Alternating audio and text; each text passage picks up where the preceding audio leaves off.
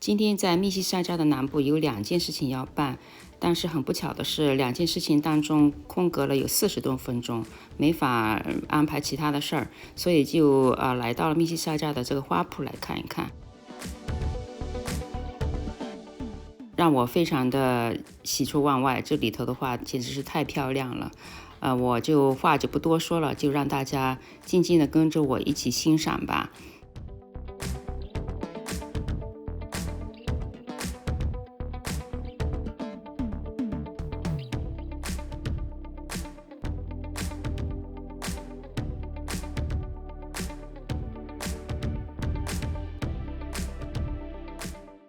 来到了它这个蝴蝶兰区，琳琅满目，艳丽缤纷。但是我一再告诫自己，一定要管住自己的手，不能再买了。因为蝴蝶兰于我而言是一个很大的挑战。我以前买了好多颗蝴蝶兰，有的是在这儿买的，有的是在其他地方买的。但是到目前为止，除了有一颗长得还可以之外，其他的全部夭折了。但是就算这颗长得比较好的，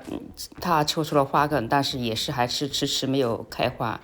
所以的话，我在至少把现在手里有的这颗培育出花之前，我给自己下了一个死规定，一定不能再买蝴蝶兰。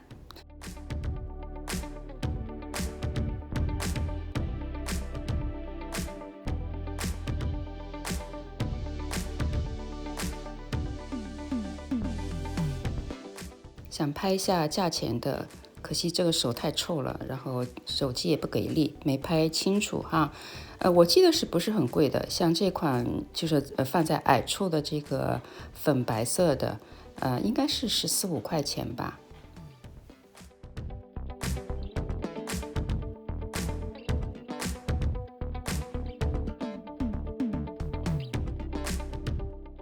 它这个整个店里头其实就是一个很大的花房，里面的温度和湿度都控制得非常好，人在里头走一会儿就觉得好像有点微微出汗那样子，所以这所有的亚热带的、热带的花在里头生长完全是没有问题的。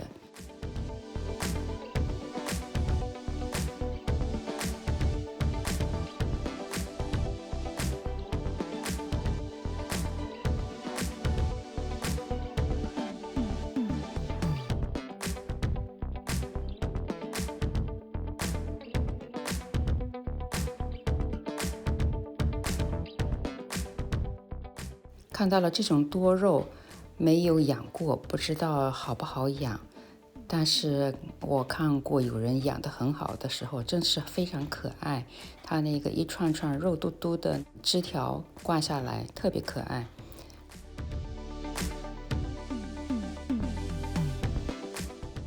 它这个多肉的挂盆是11块9毛9。旁边有个区哈，有 olive tree， 还有后面有个咖啡树，这些树我就有点 get 不到它的那个欣赏点，就是在这些树是为了看它的叶子呢，还是看它的花呢？难道这个树长着长真的能长出果实来？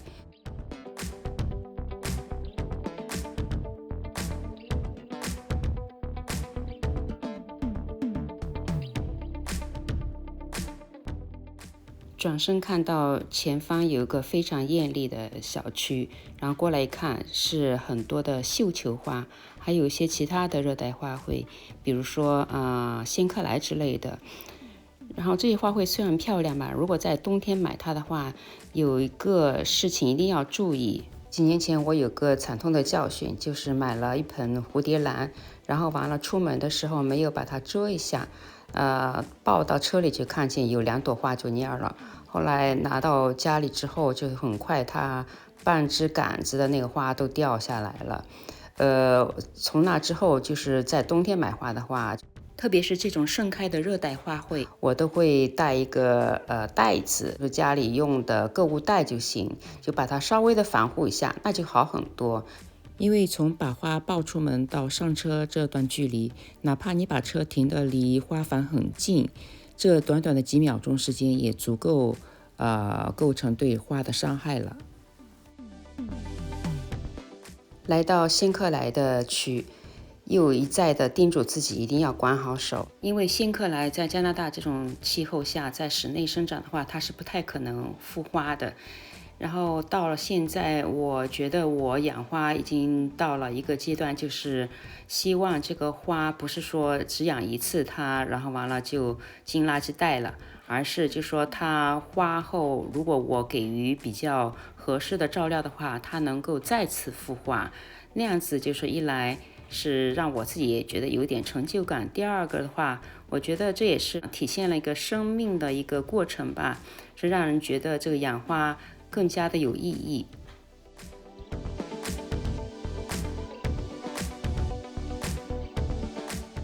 在马蹄莲这个区，我就是犹豫了很久，想着要不要抱一盆。因为和其他的热带花卉不一样，马蹄莲它这个呢是可以复花的，就是它开花之后呢，你让它自然的休眠，然后把它的那个根茎给挖出来。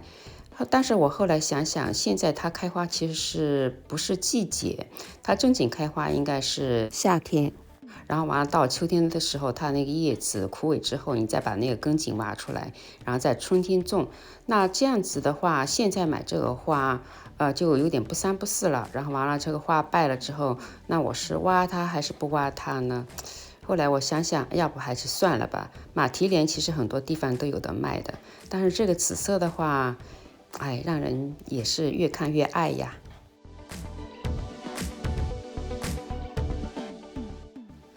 一转身看到了一片火红火红的红掌，这红色真的是非常夺目。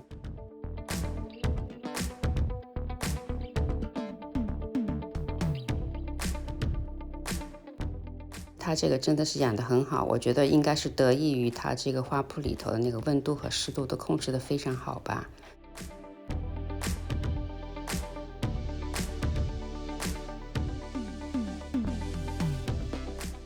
它这个红掌是17块9毛9。最后买了一盆金鱼花和紫罗兰，这盆紫罗兰的颜色挺特别的，仔细看里面好像掺了一些银丝似的。紫色的部分也非常的干净，不像有的紫罗兰的品种，它那个紫色上面好像老是有一层灰或者是有斑点似的。然后金鱼花的话，我听说是非常好养，我们家就比较缺少冬天的亮丽的颜色，希望这两盆花能给我们家冬天添一点鲜艳的颜色吧。